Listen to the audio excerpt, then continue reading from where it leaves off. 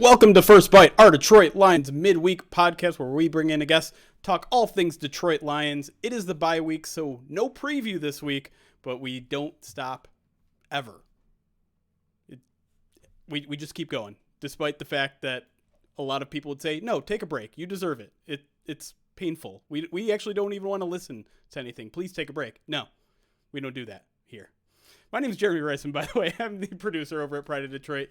You can find me at Detroit Online. With me, courageously trudging through the filth here, is our senior editor at Ryan_POD on Twitter. Ryan Matthews is here. How you doing, buddy? I'm worried that simultaneously the bye week is flying by and also moving by at a snail's pace, and either way, it seems like it's just awful. I don't know. I feel like that Patriots game is pretty far in the rear view already, so I like that. Yeah, it just means that we're speeding towards the next time the Lions are going to be on the field, and maybe that won't be so great. But we'll see. Well, we'll see just how bad things are going with our guest here, who has been kind of on the periphery, I guess maybe would be the best way to put the Lions beat. He's the former Lions beat writer for The Athletic. He's now the NFL draft editor for The Athletic. Chris Burke is back. Chris, welcome back, buddy. This is kind of like a break. We don't have to talk about the Lions. It's a good time. Drop me in on the bye when no one's paying attention. It's nice. I like it. Yeah. Thanks for having me, though. Happy to hop on with you guys. Yeah, and I know you've still been paying attention to the team. I see the occasional tweets, and I know the team at least means something to you still. So, I kind of like that you have maybe more of an outsider's perspective, because I think sometimes you can be too close to this team, maybe too emotional to this team. So, just plainly put, how bad are things right now? Yeah, I mean, it is kind of. It's been interesting because I was there on the beat through the spring and then into the start of the summer, so I sort of had these opinions formed about what the issues were going to be and what was maybe going to be good and all those sorts of things. And unfortunately, the things that looked like they were going to be issues in April and May and June, I mean, have really come to fruition throughout the start of the season here. And then whatever's going on with the injuries in the state of Michigan and the city of Detroit in general with the sports teams continues to be problematic. So, no, I mean, it's been pretty bad. I didn't think that they were going to be a playoff team necessarily this year, but I thought they'd be more competitive than this, and they probably should. I mean, they should be at least 2-3 and maybe 3-2, 4-1. So, I don't know. It's just this was always kind of the year. Like last year, you knew was going to be bad. And so this year was supposed to be sort of the stepping stone towards next year, really taking a run at whatever they were going to be, I think. And now you just worry that you got to kind of move the goalpost at some point. Say like, well, this is going to take longer than maybe we thought it was. So I don't know. We'll see. Obviously, they got 12 games left, but it's been kind of rough so far, as you are well aware. Yeah, it has been pretty rough, Chris. And I guess the question is, why has the defense been as rough as it has been? Because I think that's probably where we should start with just how bad things are in Detroit. I know you just mentioned, is it the injury bug that's just, biting the hell out of this team? Or is it just the defense is still that far away, because they were pretty far away a year ago too? Yeah, I mean, I do think it's a combination of everything. I mean, as I talk about those issues, I think we all saw in April and May, you certainly looked at the secondary and had to feel a little bit wary, like excited that Jeff Okudah was coming back and Jerry Jacobs eventually would be coming back, and that they got Tracy Walker re-signed, but pretty much everything had to go right there. I mean, Jeremy, you were down there and at the Senior Bowl when the coaches were talking about, well, we really like Tracy, but he's got to be a lot better. He's got to make some more plays and all this stuff. And he was coming in as the guy in the secondary, and that's what they were saying about him. So that's sort of where the bar was for that group. And then, everything else just has kind of been, I don't know. I mean, it's just been disappointing, I think, I'm sure, for them to see the lack of development. I mean, Okudah, you knew was going to take a little bit of time to get back in the swing of things, but Oruwariye has been, flat out bad. Mike Hughes hasn't been very good.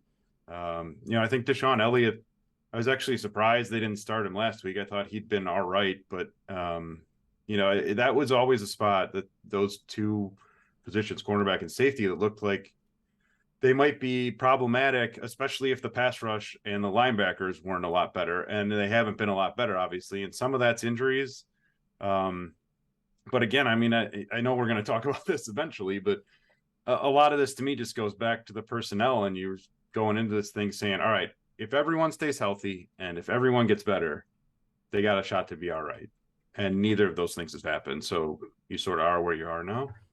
And we can jump to that because I think a lot of people I skipped ahead in the rundown. I mean, we might as well, right? Let's talk about kind of the elephant in the room here, because I think now some of the criticism is being pushed to Brad Holmes. And you look at the offseason, you said, and you're right, like they didn't make a splash move in free agency on the defense really at all. That, Brad Holmes' argument was that he re-signing his own players was can count as a splash move, which, I mean, okay, but Charles Harris hasn't played well. Tracy Walker has been injured, so all your splash signings have not really worked out so far. So is there a misstep specifically that you look at Brad Holmes? Was it waiting too long to address safety in the draft? Was it not maybe going after one of those guys? I know they're in a kind of tight financial situation now, and they kind of were in free agency as well. So I don't know, like it's definitely, it feels okay to say like, okay, this team isn't personnel wise where they need to be, but is there something that Brad Holmes specifically, I guess, could have done to make things at least better in one season, I guess? Yeah, I mean, that's sort of the tough thing, because I think, especially being outside it now, I'm trying to view it more from like, what did they, what's their long range plan here? Because when they came in, this wasn't like we're going to be in the playoffs in 2022. Right. This was going to be a little bit. And then I think they came into this year thinking, all right, well, maybe we are a little farther ahead than we expected to be at this point. And you especially go back to last year on offense. I mean, a few weeks into that season in 2021, you're sitting there thinking like, this is a disaster. Like they cannot keep playing Jared Goff. Everyone looks horrible. And that, gradually they're like, we're just going to stick with it. We're going to make some changes. We're going to, we'll tweak some stuff. And, they got to this offseason and saw a couple opportunities to bring in Shark and bring in Williams, who we haven't seen obviously, but that got better. And so I guess you're kind of looking at the defense and everything as a whole and saying, all right, well, maybe that was the lesson in patience. Like maybe they still are on the path they thought they're going to be on. But that said, I mean, for me, a lot of it does start with the secondary, because I think both in free agency and in the draft, they had opportunities to address safety for sure. And then, cornerback to me, that's one of those positions it's almost gotten like running back, where you can get to September 1st and be like, all right, well, who's a guy that started 50 games in this league that we can just go plug in? And it just they just haven't gone out and found those guys. I mean, and I said Mike Hughes has been bad. I think he was supposed to be one of those guys, but I really thought that they'd add something else on the outside to make sure that they didn't get into the position that they're in now with, well, what if Oruwariye regresses and Okuda's not playing at an elite level? Then what do you do? And they don't really have that many built-in answers. And it's the same thing at safety. Like, if Walker had stayed healthy and made a leap to an all-pro guy, then okay, you've got some stuff to work with there. But now he's hurt. They're obviously not thrilled with how Elliott's playing. And it's like, who else on this team has played defensive back that we can throw in there at safety for a few snaps? So to me, that points back to, I guess, a couple of things with Brad Holmes. And one is I think there were probably mistakes made along the way of not maybe overemphasizing what they could do in-house and trusting the coaching staff too much or something like that. Just like, oh, they're going to make everyone better. We saw it last year. It's going to happen again. That's how we're going to do it. And that's a really difficult way to live when you have to do it with every single guy on the roster, And then the second thing is, I guess if I have like one criticism in general of sort of how Holmes has approached things, is that a lot of the stuff on defense has felt very reactionary to me, I guess. Like, you went into the offseason, it wasn't like, well, what are we going to do if Levi isn't back?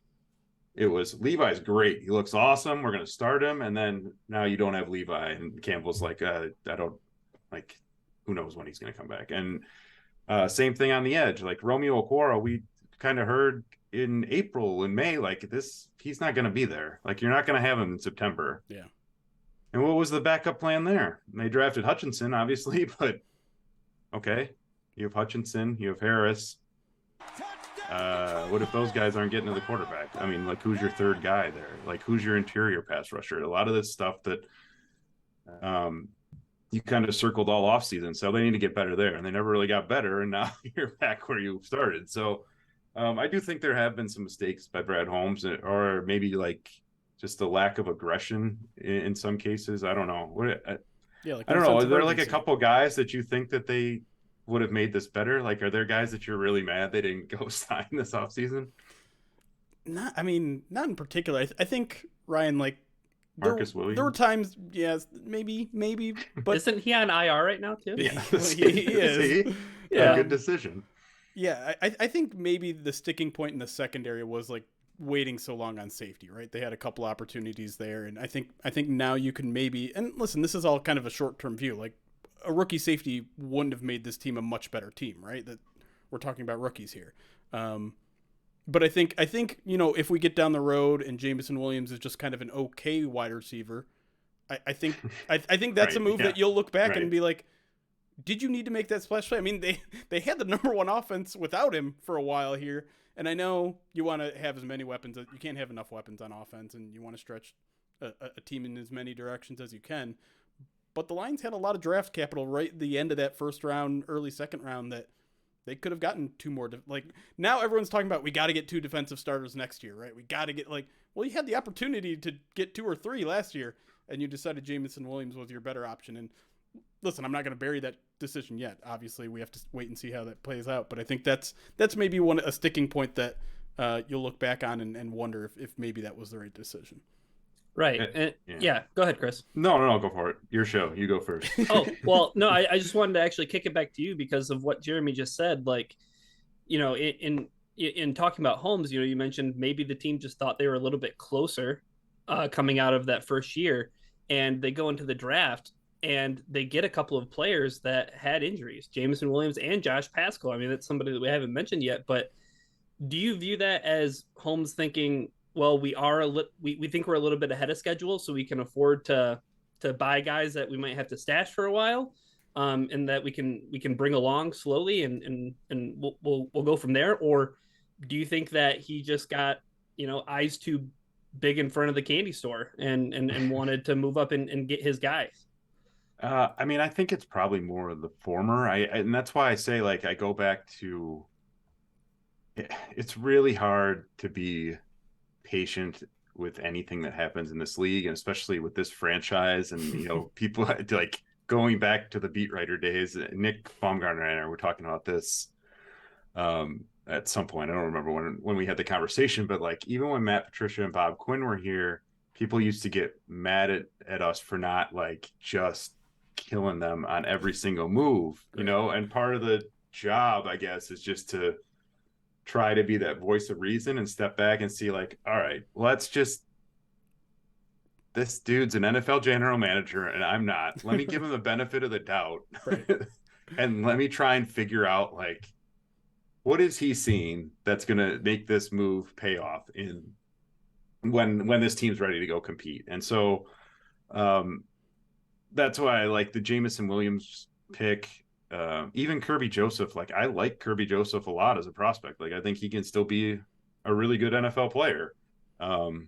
It's just they keep getting in those spots where both this regime and the previous regime, where, like, okay, so they drafted Kirby Joseph. They didn't really want Kirby Joseph to play a ton out of the gate, it seemed like, and now all of a sudden that's all you got because you didn't do anything else to really bolster that position. It happened. That's why Will Harris was so terrible for 2 or 3 years, because they were like, well, we got to play him at free safety, and it was a disaster. Right. Yeah. And so when I say like that they're kind of more reactionary to some of the key spots, that's sort of what I have in mind. And it's mostly been on the defensive side of the ball. And that's sort of the curiosity of it. Like maybe they just maybe it was just, sort of how things fell that they were able to piece it together better offensively in this 18-month window. And now they can focus on getting some guys around Hutchinson and whoever else is going to be there.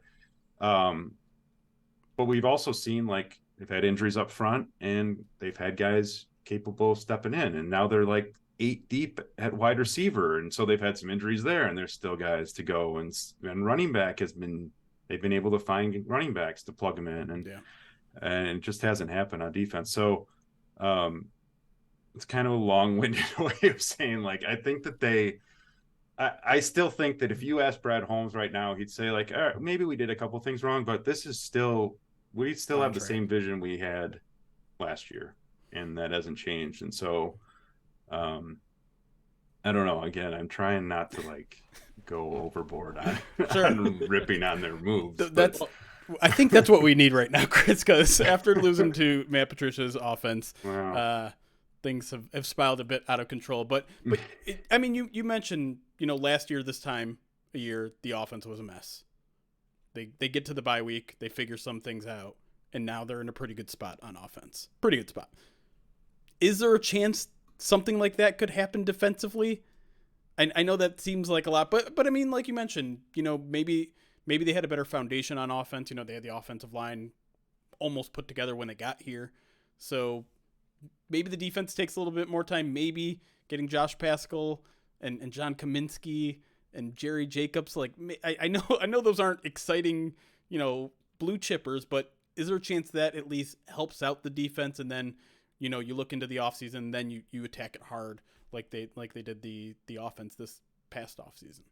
Yeah, well, I mean, even if you get those guys back, that's 3 more guys can play. I mean, 2 at least, and then maybe Paschal. Right. I think Paschal will be useful in the ways that we talked about him being useful, in April. Like he can rush from the interior, and they don't have anyone who could do that. So, that's just that's 3 more guys that can help you. So I mean, I do think that there is a chance it improves. I mean, I think some of this comes down to obviously how much you trust this coaching plan and the staff to figure it out. I also think that I don't know that you necessarily would love to have a bye in week 5, week 6 of an 18-week season, but when you look at sort of the injuries the Lions have had, and also what they're asking of guys like Hutchinson, Rodriguez, who are playing in their first seasons, Okuda, who's coming off injury, Elliott, who's coming off an injury. It's not like they babied these guys through the off season and training camp. Like they pushed them pretty hard. They had the joint practices with the Colts and the Heat. They had, they were playing in the preseason. Like they made them work. And so I think just having the week right now to sort of regroup as a coaching staff, but also let those guys who went from, college or from not playing last year or from whatever it was to being on the field all the time have 7 days where they can just kind of chill out. Right. I think that definitely could help and just sort of let you regroup, because we've also seen, for whatever reason, this franchise has been maybe probably among the worst in the NFL at like not letting things spiral, Right. So maybe this gives you just a natural break to that spiral where you can say, all right, let's just forget the first 5 weeks. Let's figure out something for the rest of the season and see if we can improve. So I think it's possible. Sure. If I can just say one last bad thing before we go to break. Sure. Okay. But no, I think it's a really good point that Chris was making about not having a lot of contingency plans in place for positions specifically where there were younger players. But I think another one is like John Kaminsky. I mean, he gets claimed on June 1st. We find out that Paschal has the sports hernia surgery a week later. I mean, it seemed like another thing where it's like, we don't have a contingency plan, so we're just going to grab a guy, and hopefully that works out. And he kind of fell into their lap, though, right? Like he was a hot commodity. Eight other teams or whatever claimed him. Yeah, for sure. But I guess, like, I don't know. They were lucky to be in that spot, I guess. is the point too. So Now they just need another kicker to fall into their lap. my God. All right, let's take a No break special there. teams talk on this podcast. No special teams talk on this podcast. Good call.